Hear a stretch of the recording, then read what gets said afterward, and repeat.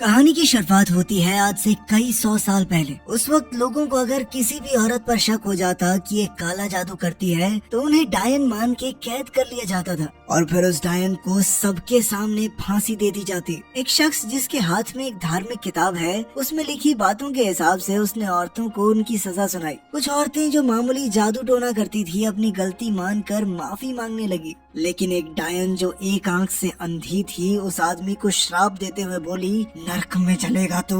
लेकिन उस आदमी पर उस डायन की इस बात का कोई असर नहीं हुआ और उसने तुरंत तीनों को फांसी देने का आदेश दिया। तीनों डायनों को पुल के ऊपर से फांसी देने के बाद पानी में डुबा दिया गया और जैसे ही काम पूरा करके सैनिक वहाँ से निकलने लगे तो उस पादरी ने कहा कि किताब के हिसाब से डायनों की लाशों को दोबारा ऊपर लाना होगा और फिर उनका अंतिम संस्कार करना जरूरी है ताकि वो कभी वापस ना आ पाए। लेकिन एक सिपाही ये कहकर हंस दिया कि उसे पक्का यकीन है कि तीनों डायनें मर चुकी हैं और उसके बाद कोई वापस नहीं आता। लेकिन उस पादरी को बहुत चिंता हो रही थी। ये काम पूरा करने के लिए वो आधी रात को पुल पे आकर एक एक करके डायनों को ऊपर खींचकर मंत्रों का उच्चारण करने लगा। उसने बिना डरे ये सारा काम किया, जबकि इस दौरान एक डायन का शरीर तो भयानक तरीके से हिल रहा था, लेकिन एक आखिरी डायन को ऊपर खींचने में बहुत ही ज्यादा ताकत लग रही थी। पादरी उसे ऊपर नहीं खींच